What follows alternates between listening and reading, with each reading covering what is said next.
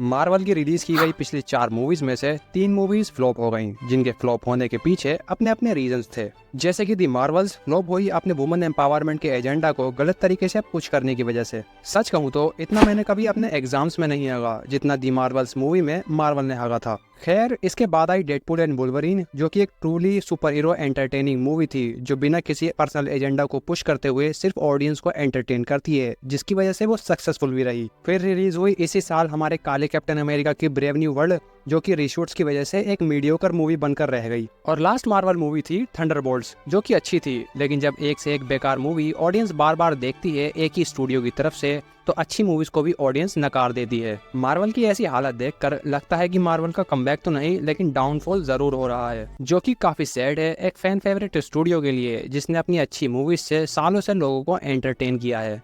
तो आज हम इस वीडियो में यही बात करेंगे कि काले टीके जैसे दिखने वाले लोगों को अपनी मूवी में दिखाने के बाद भी मार्वल को किसकी नजर लग गई। तो नूब कॉमिक हिंदी की दुनिया और एक नई वीडियो में आप लोगों का स्वागत है, जिसे सब्सक्राइब करके बेल आइकन दबाना मत भूलना। एक टाइम था जब मार्वल स्टूडियोज को हॉलीवुड में एक अनबीटेबल फोर्स के नाम से जाना जाता था, लेकिन हाल ही के टाइम में मार्वल वो मैजिक क्रिएट करने में नाकाम रहा है जो उसने इन्फिनिटी सागा के दौरान क्रिएट किया था। पहले फैंस मार्वल की नेक्स्ट मूवी का बेसब्री से वेट किया करते थे, थिएटर में जाकर तालियां और सीटियां बजाया करते थे, मर्चेंडाइज खरीदते थे और महीनों महीनों तक थ्योरीज डिस्कस किया करते थे। लेकिन अब चीज़ें बदल चुकी हैं। क्वालिटी कंटेंट और ऑडियंस इंटरेस्ट में ये कोई अचानक आने वाली गिरावट नहीं है, बल्कि इसके कई सारे रीजंस हैं, जैसे कि वीक स्टोरी टेलिंग, क्वालिटी की जगह क्वांटिटी पर फोकस करना, स्ट्रॉन्ग सेंट्रल कैरेक्टर्स की कमी, व्यूअर्स के बीच सुपर हीरो फटीग और बिना स्ट्रॉन्ग फाउंडेशन के एक्सपेरिमेंटेशन। आसान शब्दों में मार्वल ने टाइम के साथ अपना इमोशनल कोर ही खो दिया। इन्फिनिटी सागा के दौरान खास करके पहली आयरन मैन मूवी से लेकर अवेंजर्स एंड गेम तक एक इमोशनल थ्रेड था जो इन सभी मूवीज को कनेक्ट करके रखे हुए था। मार्वल के पास Iron Man, Captain America, Thor और ब्लैक विडो जैसे स्ट्रॉन्ग सेंट्रल कैरेक्टर्स थे, जिनके स्टोरी आर्क्स मीनिंगफुल थे। हमने वक्त के साथ इन कैरेक्टर्स को ग्रो होते, सफर करते, चेंज होते और यहाँ तक कि सेक्रीफाइस करते भी देखा। एक रीजन था जिसकी वजह से लोग इनकी परवाह किया करते थे, यहाँ तक कि विजन, स्कारलेट विच और फाल्कन जैसे स्मॉल कैरेक्टर्स भी बिगर इमोशनल स्टेक्स से कनेक्टेड होते थे। लेकिन अब पुराने कैरेक्टर्स के मरने या चले जाने के बाद न्यू कैरेक्टर्स बुरी तरीके से फेल हुए हैं ऑडियंस के साथ पुराना कनेक्शन बनाए रखने में। एमसीयू में फिलहाल कोई भी क्लियर सेंट्रल फिगर नहीं है जिसके अराउंड पूरी कहानी रिवॉल्व करती हो, और न्यू कैरेक्टर्स जैसे कि दी मार्वल्स और शैंग-ची पोटेंशियल होने के बाद भी फैंस के अंदर वही पुराना पैशन जनरेट करने में नाकाम रहे हैं जो पहली आयरन मैन मूवी देखकर लोगों को फील हुआ था।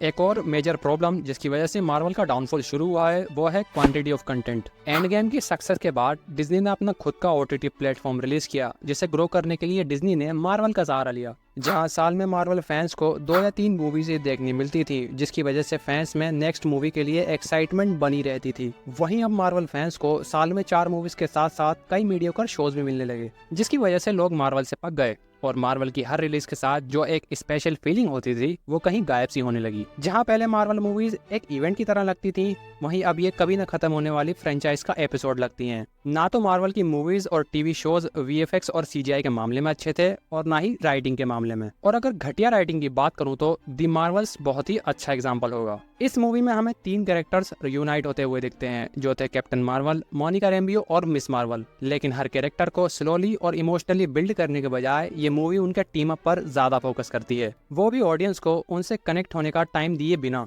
कि जानते हुए भी कि कैप्टन मार्वल एक कंट्रोवर्शियल फिगर है फैंस की नजरों में उसके ओवरपावर्ड नेचर और लैक ऑफ कैरेक्टर डेप्थ की वजह से। और मोनिका रैम्बियो को वांडाविजन सीरीज में इंट्रोड्यूस किया गया था बिना किसी स्ट्रॉन्ग आर्क के। मिस मार्वल का शो सही था, लेकिन किसी ने उसे देखना भी जरूरी नहीं समझा।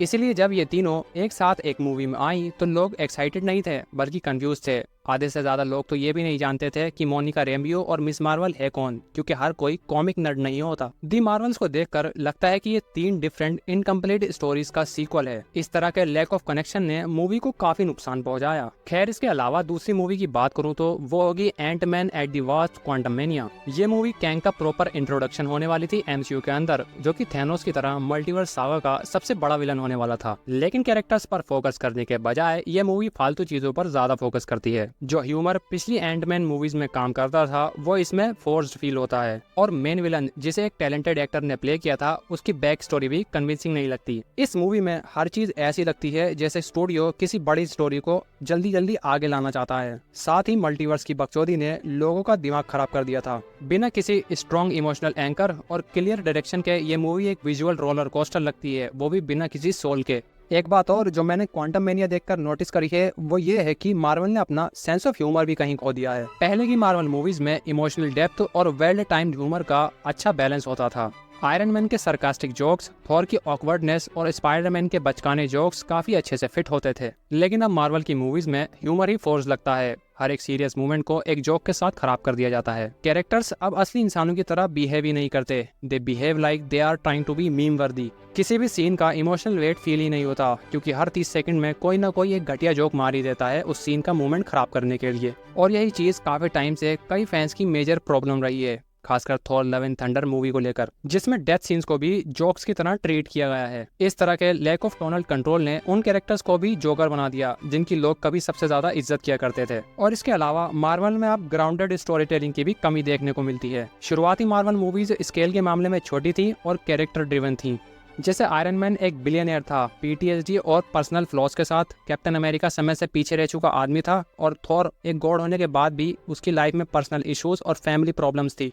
लेकिन अब हर चीज मल्टीवर्स, स्पेस ट्रेवल और वर्ल्ड एंडिंग थ्रेट्स के बारे में है, जैसे कि स्मॉल और रिलेटेबल स्टोरीज के लिए मार्वल के पास टाइम ही नहीं है। सही मायने में फैंस को घंटा फर्क नहीं पड़ता दुनिया के खत्म होने का, अगर उसमें रहने वाले कैरेक्टर्स की उन्हें फिक्र ही नहीं होगी तो। इसीलिए मार्वल को अब कैरेक्टर ड्रिवन स्टोरीज पर फोकस करना चाहिए और अपनी मूवीज में वॉकनेस को भी कम करना चाहिए, क्योंकि आज के टाइम में कोई भी शख्स 2 घंटे की मूवी देखने के लिए अगर थिएटर जाता है तो सिर्फ फन और एंटरटेनमेंट के लिए, ना कि मॉरल्स और एथिक्स का पार्ट पढ़ने के लिए। तो अगर ध्यान दिया जाए तो मार्वल मूवीज के फेल होने का कोई एक रीजन नहीं है, बल्कि कई सारे हैं, जिसमें weak script, over stuffed plot, lack of emotional depth, over use of CGI, poor marketing, fatigue from too many projects, shallow characters, missing central heroes, over reliance on multiverse nonsense and studio arrogance. इन सभी reasons की वजह से MCU अब एक खिचड़ी बन गया है, जिसे ठीक करने के लिए मार्वल को जल्द से जल्द कुछ न कुछ जरूर करना पड़ेगा, नहीं तो डीसी की तरह मार्वल भी सिर्फ एक नाम बनकर रह जाएगा। तो इस वीडियो को यहीं खत्म करते हैं। वीडियो पसंद आई हो तो इसे लाइक करना, अपने दोस्तों के साथ शेयर करना और कमेंट करके अपनी राय बताना मत भूलना। साथ ही चैनल को सब्सक्राइब करके बेल आइकन दबाना मत भूलना।